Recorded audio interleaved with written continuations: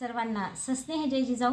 नुकताच लोकसभेचा निकाल लागलेला आहे आणि या निकालामध्ये आपण जर बघितलं तर सगळ्यात जास्त चर्चेला गेलेला विषय हा अयोध्येचा निकाल आहे। कारण अयोध्येमध्ये प्रत्यक्ष अयोध्येमध्ये ज्या अयोध्येच्या मुद्द्यावर, ज्या राम मंदिराच्या मुद्द्यावर बीजेपीने मागच्या 10 वर्षापासून राजकारण केलेलं आहे, त्याच अयोध्येमध्ये बीजेपीचा पराभव झाला। हा मुद्दा सगळ्यात जास्त चर्चेला गेलेला आहे। मग याच मुद्द्याला अनुसरून आजचा हा आपला व्हिडिओ आहे। बंधूंनो, लक्षात घ्या की भरल्या पोटी आपल्याला देव धर्म ह्या सगळ्या गोष्टी आठवतात, पण उपाशी पोटी जे लोक आहेत, ज्यांच्या रोजच्या व्यवसायाचा, रोजच्या कामधंद्याची जर सोय नसेल तर त्यांना सगळ्यात अगोदर स्वतःचं पोट, स्वतःचं कुटुंब हे आठवतं आणि त्यासाठी ते धडपड करत असतात। हे बोलण्यास कारण की ज्यावेळी राम मंदिराच्या बांधकामाचा असेल किंवा राम मंदिर निर्मितीचा जो खटाटोप असेल तो करत असताना अशा अनेक कुटुंबांचे दुकानं, व्यवसाय त्या ठिकाणी उद्ध्वस्त करण्यात आले।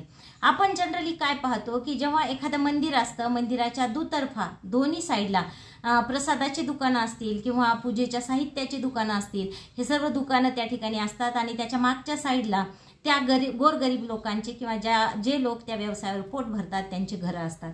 मग असे असंख्य लोक त्या ठिकाणी एका रात्रीत बुलडोजर लावून त्या ठिकाणून उद्ध्वस्त करण्यात आले आणि अशा लोकांची काय मानसिकता असेल सांगा। मग ज्या राम मंदिरा, कारण बीजेपीवाल्यांनी एकच केलं होतं की त्यांना लोकसभेच्या आधी कुठल्याही परिस्थितीमध्ये राम मंदिर पूर्ण करायचं होतं आणि हे राम मंदिर पूर्ण करत असताना मग त्यासाठी कोणाचे किती हाल झाले, कोणाचे काय अपेष्टा होत आहेत याकडे त्यांनी अजिबात लक्ष दिलं नाही आणि त्यांच्या त्या हव्यासापोटी अनेक गोरगरीब कुटुंबांचं त्या ठिकाणी घरं उद्ध्वस्त झाले, त्यांची दुकानं उद्ध्वस्त झाले आणि ते कुटुंब रस्त्यावर आले।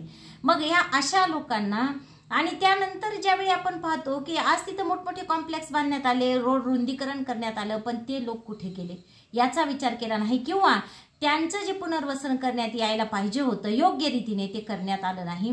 आज त्या ठिकाणी मोठ्या प्रमाणामध्ये कॉम्प्लेक्स बांधण्यात आलेले आहेत, शॉपिंग कॉम्प्लेक्स आहेत, पण तुम्ही जर काळजीपूर्वक किंवा नीट तिथला तपास घेतला तर ते आता कोणाच्या मालकीचे आहेत आणि ते कोणाला दिलेले आहेत यावरून तुम्हाला लक्षात येईल की अयोध्येमध्ये बीजेपीची हार का झालेली आहे।